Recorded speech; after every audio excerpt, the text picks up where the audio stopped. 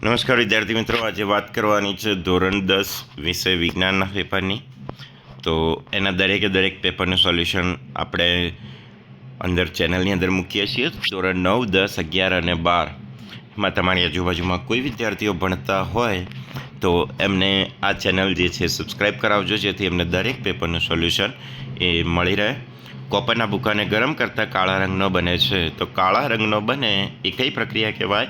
Oxidation, કેમ કે અંદર ઓક્સિજનનો ઉમેરો થાય છે. ભૂરું લિટમસ પેપર નાખીએ તો લાલ બને, તો એ ભૂલા, તો 0 થી 7ની વચ્ચે. કઈ પ્રક્રિયા દરમિયાન ડાયહાઇડ્રોજન વાયુ ઉત્પન્ન થતો નથી? તો ધાતુ પ્લસ પાણી. ચોથાની અંદર જવાબ આવશે વાયુકોષ્ઠો. પાંચમાની અંદર આવશે રસાયણાવર્તન. છઠ્ઠાની અંદર માધ્યમ એ. સાતમાની અંદર આવશે બેઝિક. આઠમાની અંદર ZnO એટલે કે ઝીંક ઓક્સાઇડ. બાજુમાં જે બે નામ છે MgO એટલે મેગ્નેશિયમ ઓક્સાઇડ અને CO2 એટલે કાર્બન ડાયોક્સાઇડ. પણ ZnO ઝીંક ઓક્સાઇડ એ ઉભયગુણી કહેવાય છે. 9મા નંબરમાં આવશે જવાબ રક્ષક કોષો. 10માની અંદર પ્રોટીન. 11મામાં અંતર્ગોળ અરીસો. 12મામાં સિલિયરી સ્નાયુઓ. ખરા ખોટાની જો આપણે વાત કરીએ તો ખોટું, ખોટું, ખોટું, ખરું અને ખોટું. ત્યારબાદ 18મામાં પણ આવશે ખોટું. ભૂંજન એટલે શું? તો સલ્ફાઇડયુક્ત કાચી ધાતુને વધુ માત્રામાં હવાની હાજરીમાં ગરમ કરતાં એ ઓક્સાઇડમાં ફેરવાય છે અને ભૂંજન કહે છે. પરોપજીવી સજીવ તો અમરવેલ, યકૃત કૃમિ, પ્લાઝ્મોડિયમ. તમે આમાંથી કોઈ પણ બે લખી શકો છો. જોડકા એકદમ ઇઝી હતા, B, C, P અને R. ત્યારબાદ વિભાગ બીની અંદર જો વાત કરીએ તો તમે આનો સ્ક્રીનશોટ પણ લઈ શકો છો, અથવા તો વોટ્સઅપ ઉપર જે આપણે ચેનલના ડિસ્ક્રિપ્શનમાં વોટ્સઅપ નંબર આપેલો છે એના પર તમે તમારું સ્ટાન્ડર્ડ અને સબ્જેક્ટનું નામ લખશો તો તમને PDF અમે પ્રોવાઈડ કરી દઈશું. ખોરાપણું એટલે શું? તો તૈલી અથવા ચરબીજન્ય ખોરાકને ખુલ્લી હવામાં રાખતા ઓક્સિડેશન થાય છે એટલે ખોરાક ખોરો પડે છે, અને એને લીધે શું થાય છે? સ્વાદ બદલાય છે અને આપણે કહીએ ખોરાપણું. ત્યારબાદ દરેક પ્રશ્નોના આન્સર જે છે આન્સર આપણે આ રીતે આપ્યા છે. તમે જોઈ શકો છો 26, 27, 28, 29, 30, 31, 32 અને 33.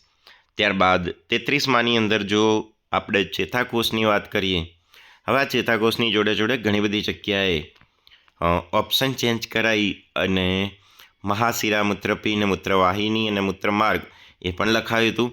ચેતાકોષ જો પૂછેલો હોય તો કોષ કેન્દ્ર, કોષકાય, શિખાતંતુ અને અક્ષતંતુ એ આવશે. 34મામાં એકદમ સહેલો જવાબ છે. દાખલો તમારે અથવામાં નીકાળવો હોય તો નીકાળી શકો છો, જો ગણવો હોય તો પૂરો તમે ગણી શકો છો. 35, 36, 37નો જવાબ પણ આપણે એ જ રીતે આપેલો છે. ત્યારબાદ વિભાગ સી, તો વિભાગ સીના દરેક પ્રશ્નનું સોલ્યુશન તમે અહીંયા જોઈ શકો છો. મેક્સિમમ આપણે ટ્રાય કર્યો છે કે સમાઈ જાય તો દરેક પ્રશ્ન અંદર જ આપણે લખી દીધો છે. ત્યારબાદ પ્રકાશનું વિભાજન, તો પ્રકાશનું ઘટક રંગોમાં વિભાજન થાય અને પ્રકાશનું વિભાજન કહીએ છીએ.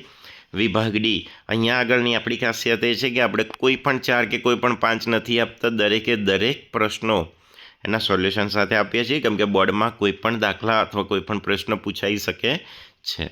તો આપણે સંપૂર્ણ આ પેપરનું સોલ્યુશન જે છે સંપૂર્ણ પેપર સોલ્યુશન જોઈએ છીએ.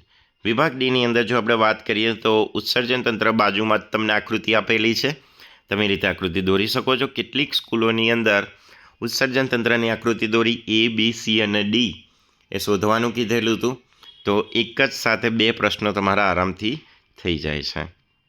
ત્યારબાદ 52, 53, 54 આ દરેક ઘટના જે છે કે વાતાવરણીય વક્રીભાવને આધારિત 2 ઘટના, તારાનું ટમટમવું, સૂર્યોદય વહેલો થવો, તો એ બધું જ જે છે આપણને જોવા મળે છે. તો ફરી મળીશું નવા વિડીયોમાં. જય હિન્દ, જય ભારત.